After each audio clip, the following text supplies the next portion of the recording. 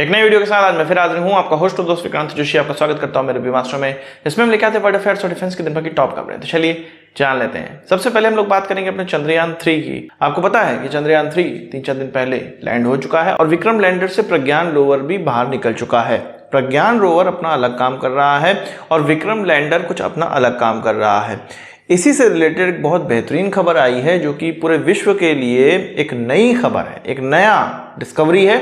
और हो सकता है कि जो देश पहले चंद्रमा पर जा चुके हैं उनको ये पता हो, पर ये चीज जग जाहिर नहीं करी गई थी। अब इसरो की तरफ से ये जग जाहिर करी गई है।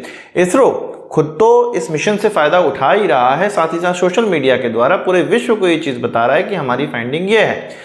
इसमें से एक फाइंडिंग, बहुत महत्वपूर्ण फाइंडिंग पे हम लोग डिस्कशन अब यहाँ पर कर लेते हैं। असल में विक्रम लैंडर पे एक पेलोड है जिसका नाम Chandra's surface thermophysical experiment payload कहा जा रहा है। पहले इस इंस्ट्रूमेंट के बारे में जानते हैं। ये एक ड्रिल की तरह इंस्ट्रूमेंट है जो कि विक्रम लैंडर पे लगा हुआ है। ये धीरे धीरे निकलता है और चंद्रमा के सरफेस को ड्रिल करता है और लगभग 8 सेंटीमीटर तक ये अंदर जा सकता है। इसकी जो टोटल लंबाई है वो लगभग 10 सेंटीमीटर की है।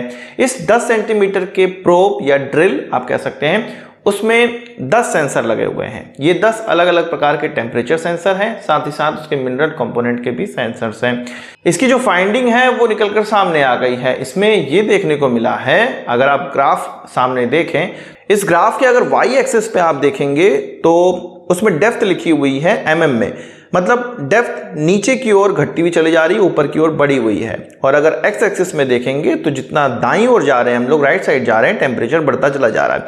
अब अगर इस ग्राफ को हम लोग पढ़ें तो जहां पर लगभग 55 डिग्री सेल्सियस 50 डिग्री सेल्सियस पे ये ग्राफ दिख रहा है, वहां पर चंद्रमा की सरफेस लगभग 15 सेंटीमीटर 18 सेंटीमीटर की दिख रही है। अब धीरे धीरे जब ये प्रोब डाउन होने लगा, जीरो से लेके आप नीचे की ओर देखिए, -20, -40, -60, -80, ये सब mm में, मतलब अंदर जब घुसने लगा तो आप 8 सेंटीमीटर में देखेंगे, 80 mm पे देखेंगे डेप्थ में, तो वहां पर -10 डिग्री सेल्सियस टेम्परेचर हो गया। इसका मतलब ये है कि ये प्रोब ये बताता है कि जैसे जैसे ये प्रोब मून के सरफेस के अंदर घुसता चला जा रहा है, वहां की सतह ठंडी होती चली जा रही है। हमें पता है कि डस्ट का पूरी एक लेयर चंद्रमा के ऊपर जमी हुई है।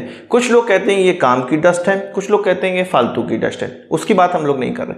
बात यह है कि जब इस डस्ट के नीचे धीरे धीरे ये प्रोब जाता है, यानी कि मून की सरफेस को पेनिट्रेट करता, हो सकता है ये जो डस्ट की सरफेस है ये एक्चुअल सरफेस ना हो। एक्चुअल सरफेस इसके नीचे है जहां पर बर्फ जमी हुई है। और इस बर्फ की फाइंडिंग ऑलरेडी पहले चंद्रयान 1 में की जा चुकी थी, पर उसमें केवल इमेज दिखाई गई थी। इसका कोई एक्सपेरिमेंटल प्रूफ भारत के पास नहीं था और भारत ही वो पहला देश था जिसने कि चंद्रमा पर आइस ढूंढा था, पानी ढूंढा था।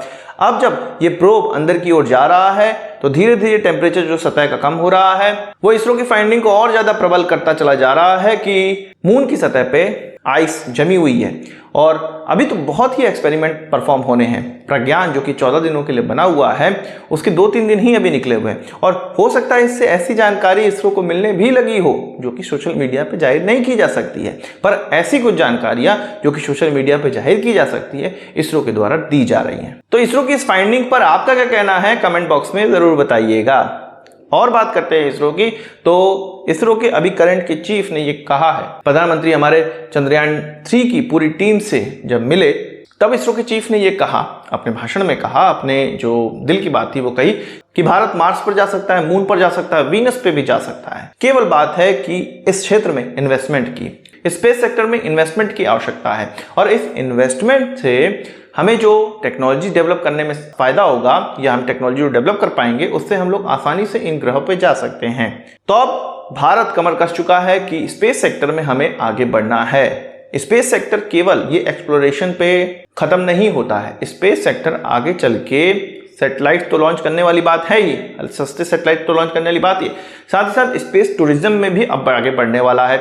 जिस देश की टेक्नोलॉजी सबसे अच्छी होगी, स्पेस टूरिज्म उसी का सबसे अच्छा बढ़ेगा, क्योंकि लोगों को विश्वास होगा कि हम जाएंगे ऊपर तो आएंगे भी जमीन पर। और कुछ जानकारों का तो ये मानना है कि डिफेंस सेक्टर में जितना आगे बढ़ेंगे उससे ज्यादा फायदा अगर हम लोग स्पेस सेक्टर में आगे बढ़ते हैं तो ज्यादा कमाई उसी क्षेत्र में है। मतलब डिफेंस के इक्विपमेंट बनाने वाले काफी देश तो हो गए हैं, पर स्पेस के इक्विपमेंट बनाने वाले, स्पेस मिशन लॉन्च करने वाले बहुत ही कम देश हैं। और इस क्षेत्र में अगर भारत धीरे धीरे आगे बढ़ता चला जाता है तो डिफेंस से ज्यादा कमाई स्पेस सेक्टर में होने वाली है। तो उन सभी को ये बताइए कि इस मिशन से क्या फ़ायदा है जो मैंने आपको बताया। साथ ही साथ जापान का एक नया मून मिशन लॉन्च होने वाला है 28 अगस्त को। इसको स्लिम कहा जा रहा है और ये ऐसा बहुत बड़ा उनका एक्सपेरिमेंट नहीं है। ऐसे लैंडर में बहुत ज़्यादा एक्सपेरिमेंट परफॉर्म नहीं किए जाने, पर इसमें वो अपनी इस टेक्नोलॉजी को ट्राई करेंगे कि जब भारत के साथ वो ल्यूपेक्स करने वाले हैं 2-3 सालों के अंदर, तो उस ल्यूपेक्स में किसी पिन पॉइंट लोकेशन पे कैसे उतरना है। अभी तो हम कहीं भी उतर जा रहे हैं, पर किसी पिन पॉइंट लोकेशन पे कैसे उतरना है उसका ट्रायल ये किया जा रहा है। तो अगर पिन पॉइंट लोकेशन पे उतरने का भी ट्रायल सक्सेसफुल होता है जापान के द्वारा, तो वो सारी चीज़ें भारत के साथ साझा होंगी। भारत और जापान जो लूपेक्स करेंगे उसमें जहां हम चाहेंगे, अगर हमें कोई चीज़ें मिलती हैं, प्रज्ञान रोवर बताता है कि भाई यहाँ पर है, तो हम जहां चाहेंगे हम वहां उतर पाएंगे और ये भी एक टेक्नोलॉजिकल रेवोल्यूशन होगा। और ये खबर तो आप लोगों ने सुन ही ली होगी कि जहां पर अभी हमारा लैंडर विक्रम लैंडर उतरा है चंद्रयान 3, उसको शिव शक्ति नाम दिया जाएगा। और उससे पहले जो हमारा चंद्रयान 2 का क्रैश साइट था उसको तिरंगा नाम दिया गया है। आपको क्या पता है कि जो चंद्रयान 1 का प्रोब था उसको क्या नाम दिया गया था? कमेंट बॉक्स में बताइएगा। और हाँ, चंद्रयान 3 की टी शर्ट हमारी आ चुकी है, बहुत से लोगों ने बुक कराई है, रीस्टॉकिंग इसकी हो चुकी है। आप भी बुक कराइए, व्हाट्सएप नंबर सामने दिख रहा होगा। बहुत सस्ती टी शर्ट है, गर्व से पहनिए इसको। आज के इस वीडियो के लिए बस इतना ही। आशा करता हूँ कि वीडियो पसंद आई होगी। आपको एक बड़ा सा जरूर देंगे। इस वीडियो संबंधी सवाल सुझाव हो कमेंट बॉक्स में जरूर लाइएगा और यदि आपने मेरा चैनल सब्सक्राइब नहीं किया है उसे भी कर लीजिए, क्योंकि हम इस प्रकार की वीडियो लाते रहते हैं। नमस्कार, थैंक यू, जय हिंद।